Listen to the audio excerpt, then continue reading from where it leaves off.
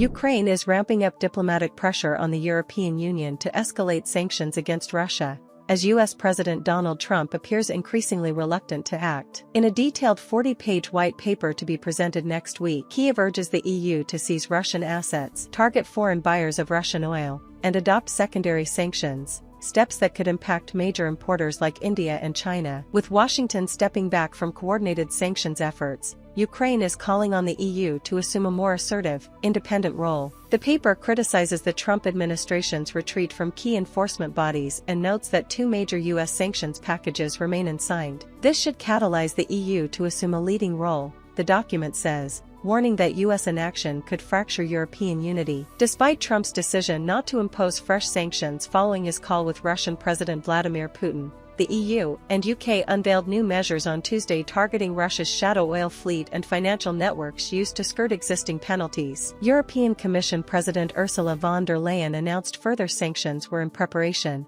emphasizing the need to intensify pressure on Moscow. Meanwhile, talks between Ukraine and Russia, held last Friday for the first time in over 3 years, ended without a truce. Russia's preconditions were deemed non-starters by Kyiv. Trump told allies he believed discussions should continue before any new sanctions are introduced, citing the risk of derailing potential peace negotiations. Ukraine insists it's ready for an unconditional ceasefire, a position echoed by EU leaders. "We expect one thing from Russia, an immediate ceasefire without preconditions," said Germany's Foreign Minister Johann Wadefuhl. Russia, however, maintains it will not bow to ultimatums. Foreign Ministry spokeswoman Maria Zakharova claimed the ball is in Kyiv's court after Putin proposed working on a memorandum for a future peace accord. On the ground, Putin visited the western Kursk region on Tuesday, marking his first trip there since Russian forces repelled a major Ukrainian incursion last month. Moscow says it regained control of nearly 1,400 square kilometers of the area,